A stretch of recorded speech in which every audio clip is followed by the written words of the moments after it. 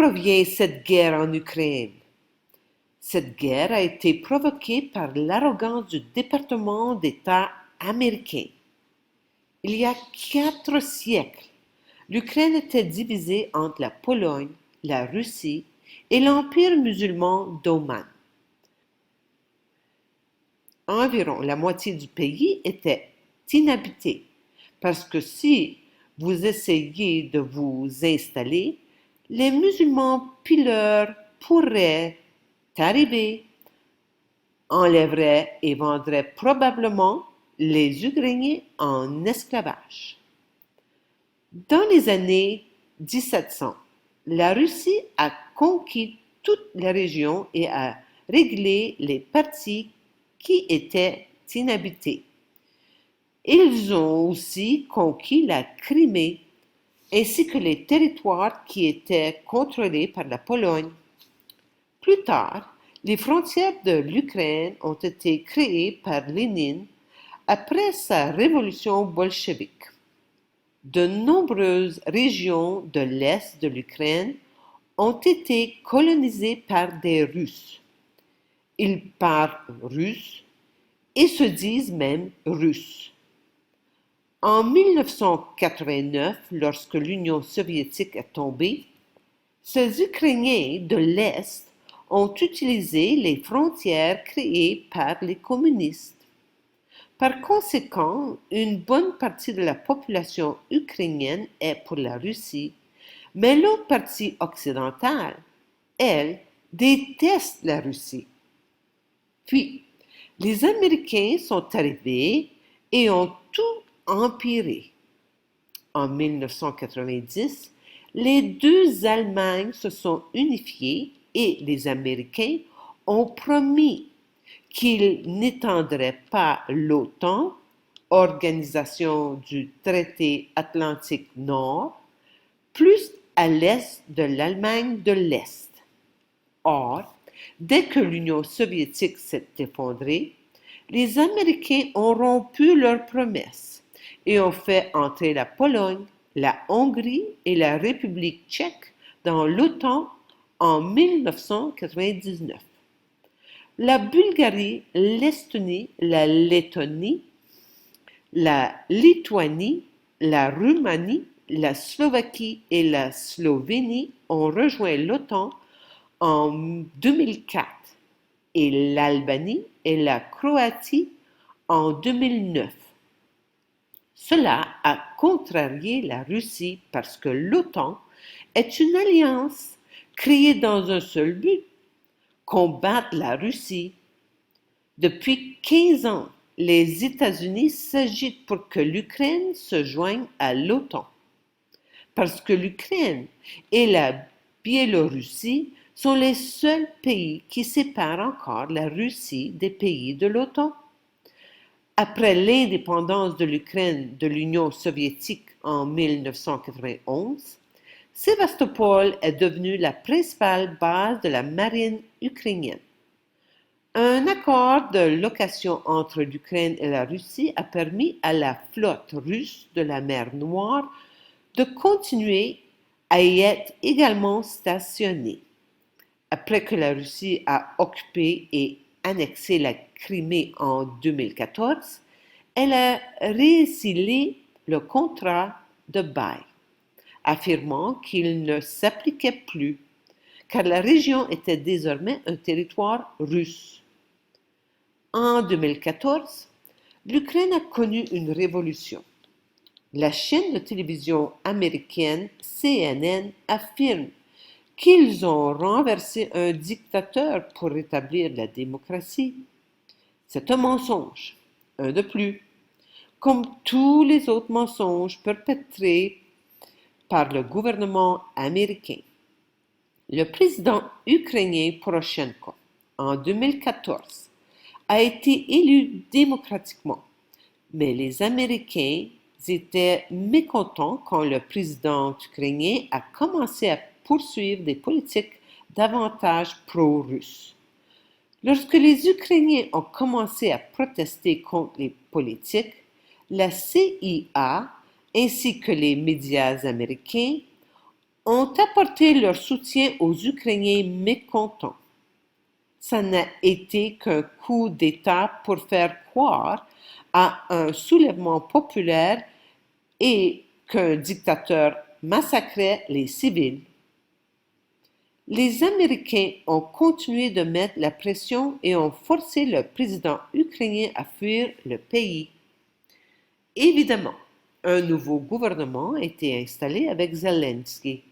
Le nouveau président, qui était un acteur et humoriste et qui a en fait même joué le rôle d'un président dans une émission comique populaire, l'acteur Zelensky est plus désireux de servir les intérêts américains. C'est bien sûr le gouvernement qui a versé des centaines de milliers de dollars en pots de vin à Hunter Biden, fils du président actuel, pour ne nommer qu'un seul cas de corruption. Certaines parties de l'Ukraine n'ont pas suivi le coup d'État américain et elles ont riposté en se retournant vers la Russie. Au cours des 8 dernières années, les États-Unis ont eu beaucoup d'occasions de faire des compromis et d'accepter de tenir l'Ukraine à l'écart de cette OTAN. Elle aurait pu être décentralisée afin que les Ukrainiens et les Russes puissent être sereins. Mais les États-Unis ne voulaient pas implanter la paix en Ukraine. La paix ne sert jamais les intérêts américains. La Russie en a maintenant plus qu'assez et les voilà qui interviennent. Si un organisme doit être blâmé dans cette guerre, c'est celui des États profonds. Les élites folles du complexe industriel militaire mettent le monde entier en danger de débuter une troisième guerre mondiale. Techniquement, la guerre en Ukraine est presque terminée parce que les Russes ont poussé jusqu'au fleuve Dnipro, qui est le plus grand d'Ukraine, séparant le pays en deux parties, Est et l'Ouest. Il s'agissait d'une frappe stratégique très rapide et efficace. Les États-Unis ne peuvent ainsi rien faire. Toutefois, ce qui s'est passé en Ukraine aura de grandes répercussions sur le monde. Les sanctions n'affecteront pas beaucoup la Russie, mais le prix du pétrole grimpera et les sanctions causeront de l'inflation. Les Russes ont les deux ressources qui leur font gagner pendant l'inflation, l'or et le pétrole. Ils ont 2300 tonnes d'or et ils produisent 10 millions de barils de pétrole par jour. Ils ont déjà profité d'environ 13 milliards de dollars le mois dernier. Cela aura également une incidence sur le processus de fabrication de puces électroniques en Chine pour la fabrication de diverses technologies comportant des puces, mais aussi des voitures en raison du palladium et du gaz néon purifié qui proviennent d'Odessa, le port militaire de l'Ukraine sur la mer Noire qui est désormais fermé. La Russie et l'Ukraine sont responsables du tiers des exportations mondiales de blé et d'autres céréales et tout cela est maintenant coupé de l'Europe de l'Ouest. Presque du jour au lendemain, un tiers de l'offre mondiale de blé a été rédigé des pays occidentaux d'Europe vers l'Asie. L'Ukraine vient de fermer ses ports alors que le conflit menace l'approvisionnement en céréales. Dans le contexte de la crise en Ukraine, nous voyons déjà des pays comme l'Inde se tourner vers le Brésil pour obtenir de l'huile de soya, parce que 80% de l'huile de tournesol en provenance de l'Ukraine ne sera bientôt plus disponible.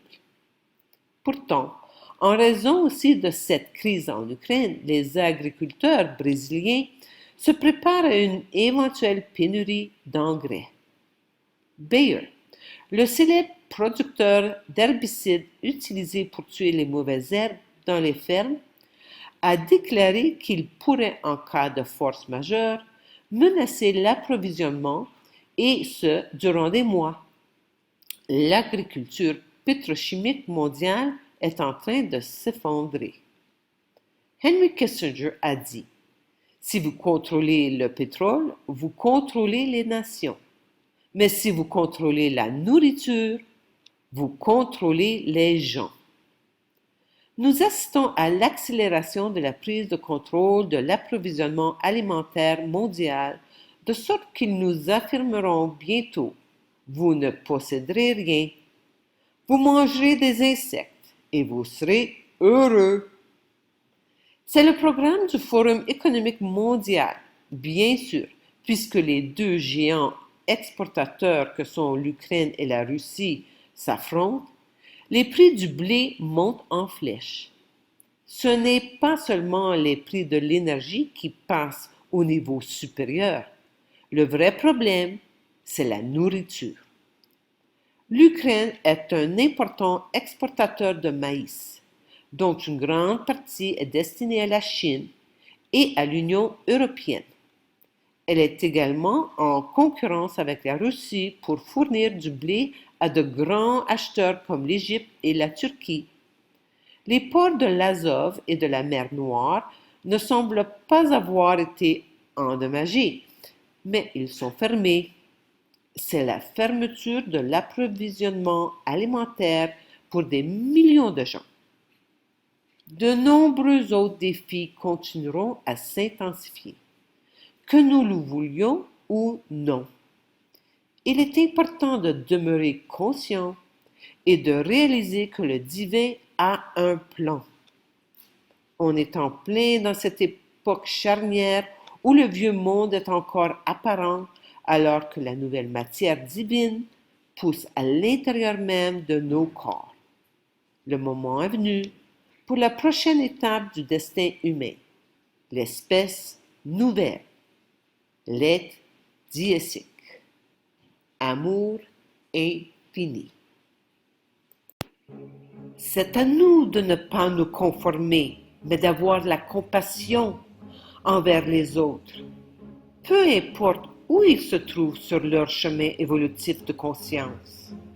Chaque jour, je dois renforcer ma détermination à avancer sur mon chemin évolutif vers l'espèce nouvelle. De l'enfer sur terre au paradis sur terre. Nous construisons ce que beaucoup ont dit était impossible. L'évolution de notre façon de créer et de voyager commence ici. S'il vous plaît, pensez à nous rejoindre dans notre communauté de conscience, au bord de la ville de Popayan, au sud de la Colombie. Ceci est une invitation pour séjour de longue durée au Cascada Café Retiro, en Colombie. La folie continue de s'intensifier et il n'y a pas de fin en vue. Désormais, je crois qu'il y a des individus qui sont prêts à quitter leur pays d'origine, mais qui ne savent tout simplement pas par où commencer. Il n'y a absolument nulle part où se cacher. Cependant, à Popayan, il y a une bonne croissance alimentaire tout au long de l'année. Le climat montagnard tempéré est de 22 à 26 degrés Celsius le jour et de 13 à 18 degrés Celsius la nuit. Et ceci toute l'année, ce qui rend la vie très confortable ici. Veuillez partager cette information avec vos amis et vos proches. Se déraciner n'est certainement pas pour tout le monde. J'ai la possibilité de rendre ce processus difficile un peu plus facile. Le temps que vous trouvez votre propre domicile, il y a une maison d'hôte pour séjour à longue durée. Les animaux y sont les bienvenus et il y a de l'Internet. L'aéroport, la gare routière et la ville sont à seulement 13 km. Vous rejoindrez-nous dans ce paradis sur Terre? Nous accueillons toutes les personnes conscientes.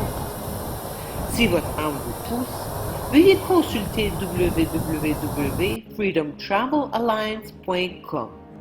Je consulte par téléphone et propose des outils pour que vous puissiez trouver votre solution individuelle en faisant contact avec votre âme. Merci de partager mes vidéos afin que ces informations puissent atteindre les personnes qui en ont besoin. Mes coordonnées sont dans la description ci-dessous, ainsi que le lien vers l'établissement Cascada Café Retiro et mon site web. Enfin, abonnez-vous à mes 3 autres chaînes, BitChute, Odyssey et Crowdbunker. Toutes mes vidéos ne sont pas disponibles sur YouTube. Amour infini.